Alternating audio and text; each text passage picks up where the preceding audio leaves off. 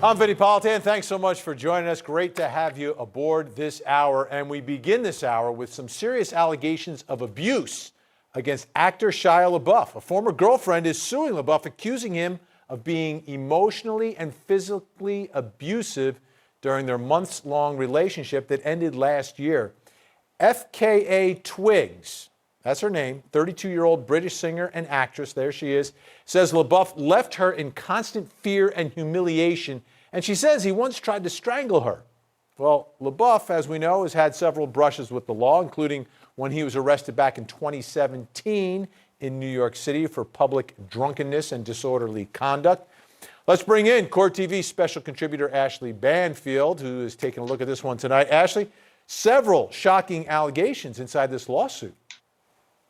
Yeah, I mean, this is really serious. And what's fascinating is that he's made some replies, I guess we could say, to this lawsuit. He actually sent an email to the New York Times answering, which is, I don't know that his lawyer knew about it, but he acknowledged some bad behavior. I think that's pretty interesting stuff.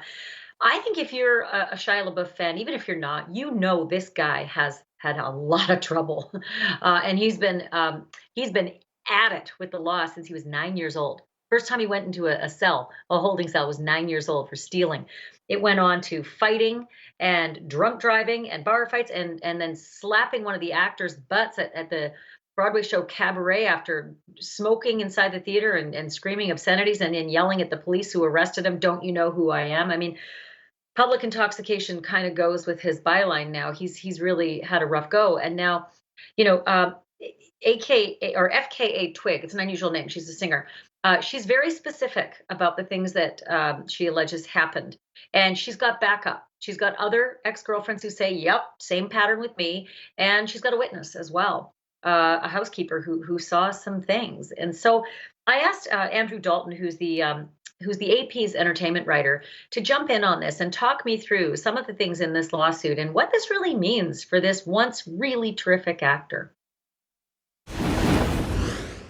Andrew, the very first words in the lawsuit, I quote, are "Shia LaBeouf hurts women." That is painful to see. It was really powerfully written and really painful to look at. I mean, these things usually start out very dryly, no matter how dramatic the contents are. And it's set out from the very beginning to say, we are going to establish a pattern here. We are not just going to cite a handful of incidents that he was involved in, that we are going to, say that this is a thing that he does regularly. What were some of the things highlighted as pattern behavior? It's very classic abusive relationship stuff, although it takes on some bizarre qualities in some cases. I mean, it said the relationship began with a charm offensive that led quickly to verbal abuse and to outbursts of jealousy. FKA Twigs dated Robert Pattinson before Shia LaBeouf, and that was a big angry topic for him. And then it became isolation from family and friends, which is another very typical next step in these kinds of things. And then really berating verbal abuse, and then it moved on to actual physical abuse. I want to ask you about the physical abuse, but before you move on from the jealousy, something stood out in your reporting, which it tweaked me, because I think a lot about the OJ case, and I think a lot about what happened before Nicole Brown Simpson was so violently murdered. There was such a horrendous jealousy between OJ and Nicole. And one of the things you wrote about was jealousy if she were kind to waiters. That's something that happened to Nicole. Can you expand on that a little? Yeah, it was definitely, and this is all very typical in relationships of this kind. I mean, it's jealousy is almost always a strong factor, and it does play itself out in constant small ways. If she is polite to a waiter or a cashier, or and certainly any kind of ex-boyfriends, former relationships, friendships with men, but it can be the most piddling little sort of man in a passing car thing that sets it off. That's often one of the early manifestations of more problems coming. And then the allegations get very, very dark about some severe physical abuse. Round that out for me. Yeah, that really is the sort of thing that according to the allegations, really builds up to. And at first, it's the kind of the grabbing that would happen during a really heated argument, trying to prevent her from leaving when she wants to sort of angrily leave because of his behavior. But it went beyond that. I mean, it got to the point where he was choking her, throwing her against the car. Things on that level that would definitely could cause serious injury. She was left with lots of bruises, and beyond that, just caused real fear of leaving the relationship, which is something that she said she wanted to do and didn't feel able to do for quite a while. Listen, it is not the first time you or I or anyone else who covers crime, and particularly celebrities, has had an allegation like this. And there have been responses saying this is a shakedown. This happens. But there's a witness. She actually names a witness in this particular lawsuit who allegedly was there and saw some of the physical abuse. Yes, there was a housekeeper that witnessed one of the worst incidents that is cited, and it was the time when FKA Twigs was trying to leave Shia, and usually the witnesses come later, but this is very there's a lot of really sort of compelling and strongly backed up allegations here, and one of them is that they do have a housekeeper named, and have her attesting that she watched this happen. It also has the descriptions from a previous girlfriend, Carolyn Pha, a stylist who Shia dated before, saying that she went through the exact same things. She's not a plaintiff in the lawsuit, but she did come forward to be a part of it. That's intriguing. I mean, that is intriguing, meaning I don't have skin in this game other than I want to just be heard and back up the complainant. Yeah, it's not a class action. It's not, a whole bunch of people, which we've seen a lot in some of the Me Too lawsuits that have happened. I don't know what her motivation was or lack of it in wanting to be a part of it. But it is interesting that she has spoken up and become a part of it. And this was, it sounds like the entire lawsuit was a result of these two women talking. And this is what, again, we've seen this in a lot of Me Too cases when women talk to each other about these things or are able to find each other and talk about them. That's when, action seems to come. And some of them feel emboldened that they're not alone any longer, and perhaps there may be strength in numbers. There's also another disturbing allegation, and that was that she alleges that Shia LaBeouf knowingly gave her an STD and went to great lengths to hide it. What do you know about that?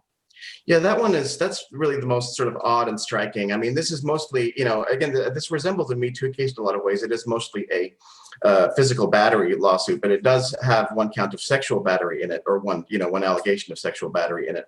And because it says that this, passing along an STD knowingly is sexual battery. And, in this case, they don't say what it was. I mean, when you're reading it, you're really, sort of desperate to find out. There is a sense that it's not something, as fatal as HIV/AIDS, but that it's something that, definitely feels very serious when you have it. And it said he went to great lengths to hide it, and specifically cites his wearing makeup to hide it. So that was a head scratcher, and you're imagining what sort of makeup would be necessary or required, and how the intimacy of hanging out in a relationship. That's something that they didn't specify. And it also specifically, it catches attention, it gets headlines. And again, you always have to look at both sides when allegations are this serious, but that's one of those things. I remember Jim Carrey had a real tough time with the allegations because they were so dirty. Yeah. Yeah, and it's always the details. It's always the details that make these things compelling. Brian Friedman, the attorney who filed this lawsuit, is very media savvy, has worked on a lot of celebrity cases. He worked on, he represented Gabrielle Union in her fight against America's Got Talent.